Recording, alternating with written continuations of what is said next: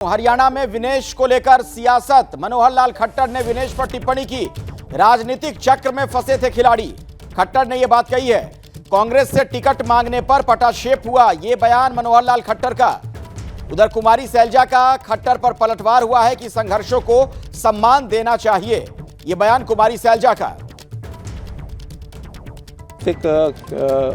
चक्र में मैं समझता हूं हमारे वो साथी खिलाड़ी हैं उसमें फंसे थे, उस समय फंसे थे। आज उसका पटाक्षेप हो रहा है कि वही लोग आज मिलकर के कांग्रेस के नेताओं के साथ टिकट की गुहार कर रहे हैं।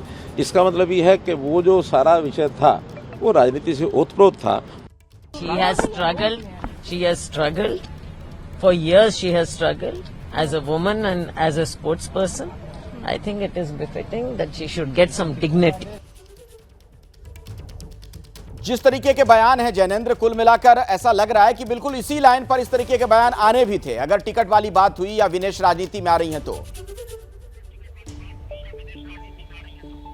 बिल्कुल, अखिलेश और विनेश और बजरंग पुनिया की जो जाति है, दोनों जाट समाज से आते हैं, इसको भी बीजेपी जो है वो कहीं ना कहीं इसके जरिए भी राजनीति साधने की और हरियाणा में जो कोशिश होती है जाट बनाम गैर जाट की पॉलिटिक्स की, उसको साधने की कोशिश करती है। लेकिन देखिए, जाहिर सी बात है कि 10 सालों के बाद बीजेपी के खिलाफ एक एंटी इनकम्बेंसी जरूर है और ये दोनों जो खिलाड़ी हैं ये बड़े नाम है हरियाणा में। अगर खट्टर इस तरीके से इन्हें निशाना बनाएंगे तो हो सकता है कि कहीं ना कहीं बीजेपी को फायदा की बजाय नुकसान हो। लेकिन बीजेपी की सारी जो कसरत है वो टिकी हुई है जाट बनाम गैर जाट पोलराइजेशन पर। अगर 2 बार से वो हो रहा है, अगर वो इस बार भी हुआ तो हैट्रिक होगी, नहीं तो फिर जो माहौल है उसमें तो इस तरीके के बयान और नुकसान ही पहुंचा सकते हैं। क्योंकि बजरंग के पक्ष में तो माफ करिए, विनेश फोगाट के पक्ष में सहानुभूति है ओलंपिक में जो कुछ भी उनके साथ हुआ, और यही वजह है कि कांग्रेस इन चेहरों को मैदान में उतार करके इस सहानुभूति और उनकी लोकप्रियता का फायदा उठाना चाहती है।